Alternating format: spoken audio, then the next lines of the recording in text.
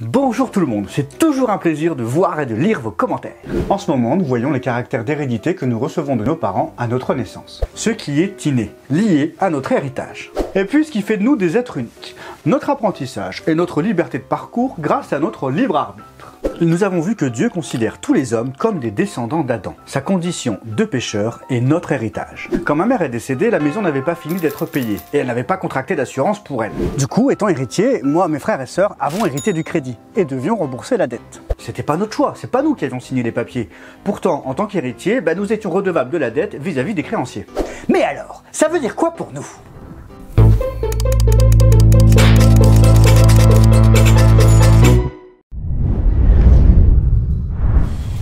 Tous les hommes sont considérés comme descendants d'Adam. Nous sommes de la même nature. Et oui, et on se demande chacun dans notre coin si on est vraiment des bonnes personnes et comment faire le bien, comment faire le bien. Comment faire le bien ? Comment faire le bien ? Comment faire le bien ? Comment faire le bien ? Comment faire le bien ? Mais tu pourras faire ce que tu veux, ça changera pas ta nature. Je m'appelle Baptiste, je suis caucasien, issu d'un père et d'une mère.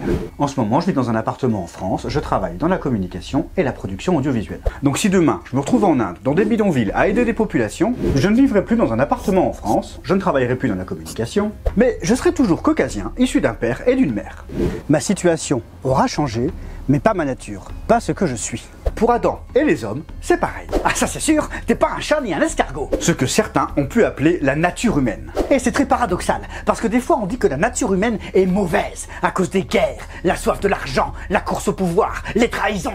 Et d'un autre côté, on doit être humain, aider les autres, faire preuve de compassion, être bon. Mais aussi quand on se plante ou qu'on réagit d'une mauvaise manière. Certains se rassurent en se disant, mais oui, mais c'est humain de réagir comme ça. En fait, tout cela se résume en un seul homme, Adam. Admettons que quelqu'un n'ait jamais péché dans sa vie. Ce qui est franchement impossible. Mais pourquoi pas ? Bon, n'importe quoi, les enfants, c'est l'innocence incarnée, la pureté divine. Ah ouais, t'es sûr ? Eh ben va mettre 50 mioches dans une salle sans surveillance. Je suis sûr qu'il faut pas 5 minutes pour qu'il y en ait qui se tapent dessus, qui se tirent les cheveux ou qui volent les jouets de leurs voisins. Ouais, mais ils n'ont pas conscience qu'ils font du mal. Ils n'en ont pas conscience, mais ils le font quand même, parce que c'est dans leur nature. Notre héritage.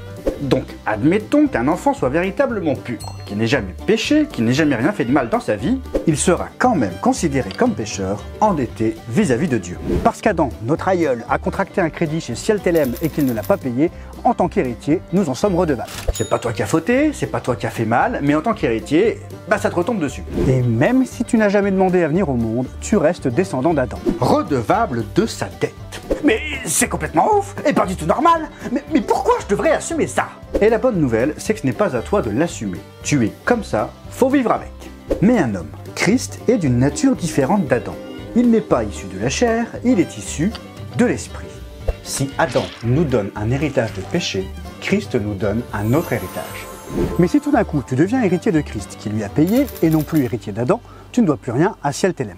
Une vie qui ne vient pas d'Adam est une vie sans péché, qui plaît à Dieu, parfaitement sainte et juste. Mais comment on change d'héritage ?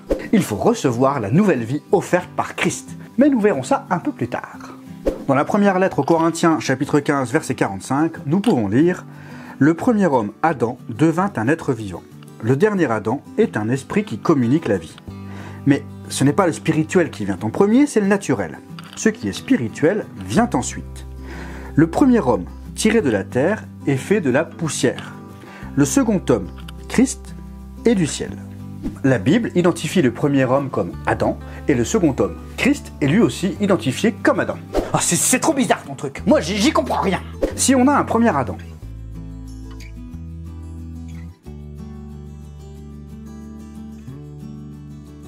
et un dernier Adam, en Christ,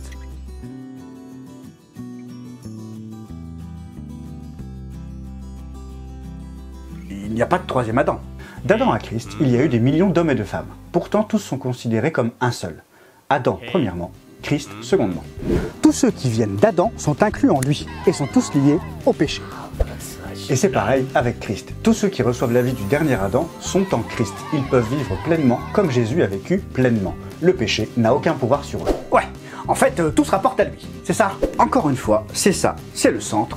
Christ. Tu peux faire tout ce que tu veux tant que tu es en Adam, tu as une dette, tu es pécheur, tu es redevable, c'est ta nature, tu peux rien y faire.